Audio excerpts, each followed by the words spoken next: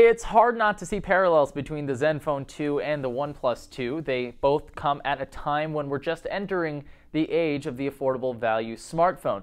One might even suggest that OnePlus was actually one of the heralds of this era. So let's see how each of these forerunners stack up when they're pitted against one another. I'm Mark Bursteiner. Let's get ready to throw down, because this is the ZenFone 2 versus the OnePlus 2. I used the ZenFone 2 for 8 days during the review period, and I've been using the OnePlus 2 as my daily driver for 7 days at the time of this shoot. In terms of the build quality, I think it really just kind of comes down to preference with these two. I don't think one device has a serious leg up over the other in terms of the build quality, but I do prefer the feel of the ZenFone 2 in the hand over the kind of colder feel of the OnePlus 2. The OnePlus 2's metal frame really kind of gives it that heft and makes it feel premium, but the sharper corners really don't sit very nicely in the hand, and the rounded back of the ZenFone 2 really knocks that out of the park. So I think in terms of build quality, in terms of how the devices feel in the hand, I gotta give it to the ZenFone 2. As the silicon battle wages on, Intel is still struggling to make it into the mobile market. That's what we've got inside this ZenFone 2. In this pairing, it's going up against the latest and greatest from Qualcomm, the Snapdragon 810. While the benchmarks are a clear win for the 810, there are quite a few other factors to consider. For one, I experienced a ton more lag on the OnePlus 2 than I did on the ZenFone 2. Not close. I actually just ran it by a couple of my colleagues here at Techno Buffalo, and they said the same exact thing. You can even turn on GPU rendering, and you can see where the lag is all happening when it's happening, especially when you're typing. It stuttered on me a lot, and lots of animations did as well. The 810's heat issue on the OnePlus was negligible though. It got hot, sure, but no more than most other high-end phones, and it cooled down really, really quickly. Despite having had a better experience with the ZenFone in this department, on paper, the winner's pretty clear. It's the Snapdragon 810 and the OnePlus 2. In terms of the overall hardware features, there are lots and lots of trade-offs between these two devices. As an active Google Wallet user and a very forgetful human, I use NFC on my mobile device more often than not. It's a huge deal for me that that's not present in the OnePlus 2. What the OnePlus 2 has that the ZenFone 2 doesn't is a fingerprint reader. While it is a great fingerprint reader, I don't know that it was the right move. Android 5.0 Plus doesn't have the standardized biometrics APIs that Marshmallow will have, which means that some apps aren't going to work with the reader/setup your OEM went with. For example, LastPass does not work on the OnePlus with the fingerprint reader, but on the Galaxy S6, it works perfectly fine. And for me, I'm sorry, that's a deal breaker. If I'm going to buy a device that has a fingerprint reader and forego NFC in order to do that, it better work with everything that I want to use it with and not just be a convenient little nicety to unlock the screen. Not to mention, the hardware home button on this device is the same button as the fingerprint reader, and for some reason, it misses taps all the time, and that's frequently enough for me to notice it, and certainly frequently enough for me to be frustrated with it. The same kind of thinking goes for USB-C. As great as it is to have a reversible plug, I don't know that it's worth the trade-off of not having fast charging, which is something that the ZenFone 2 does incredibly well, and the battery life on the OnePlus 2 could kind of use. When you combine all of that with the stronger vibration motor, dual SIM slots, and SD expandable storage on the ZenFone, gotta give it to Asus here.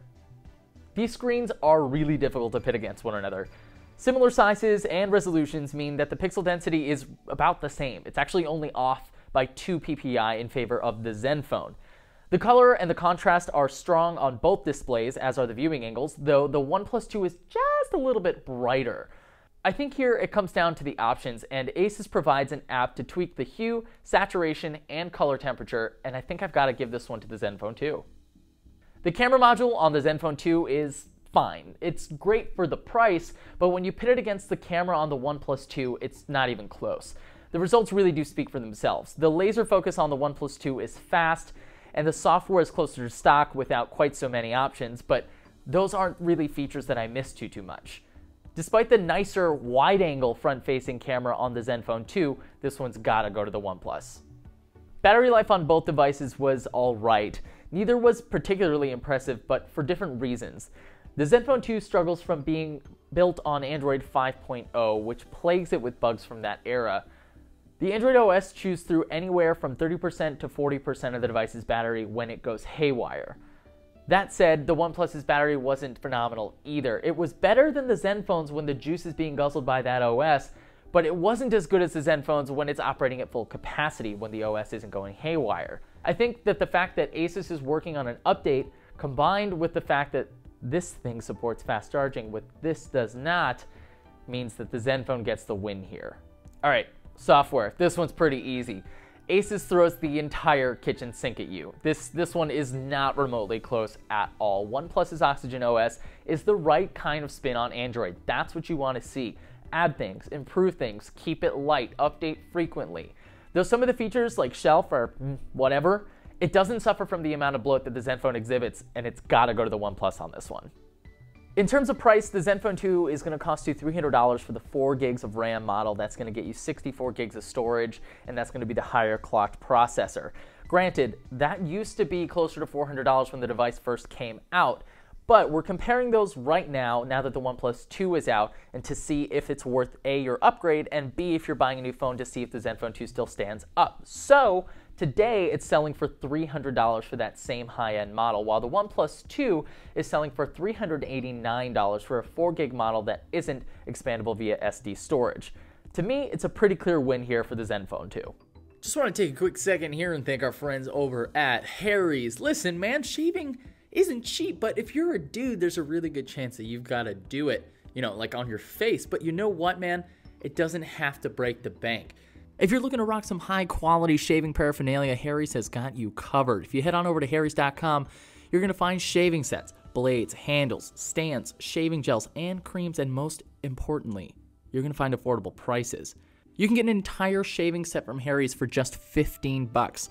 What do you get for those sweet hard-earned dollars? Well, I will tell you, you get a razor handle, a bottle of shave gel, 3 blades, and a travel cover, for travel.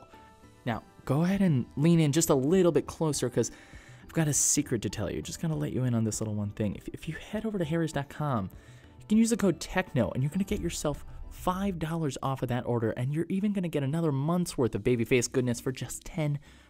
Not to mention, anything over $10 is always shipped for free $99. Did you say free $99? Yeah, I said free $99. Talk about your value. So what are you still doing here? Treat yourself.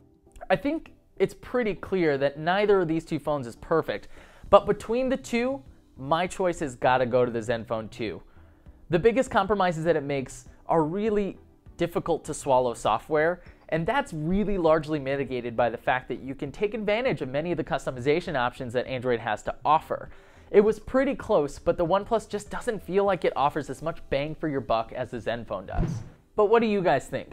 Have you used both of these devices? If so, let us know which one you prefer, and also let us know in the comments if you have any more questions about comparing these two devices, and I will do my best to try and keep up with them over the next few days. Thank you guys so much for watching. You can hit that like button if you enjoyed the video, and if you want to get videos directly to your inbox, you can go ahead and click on that subscribe button. Again, thank you guys for watching. Be kind to one another, and I will see you in the next video.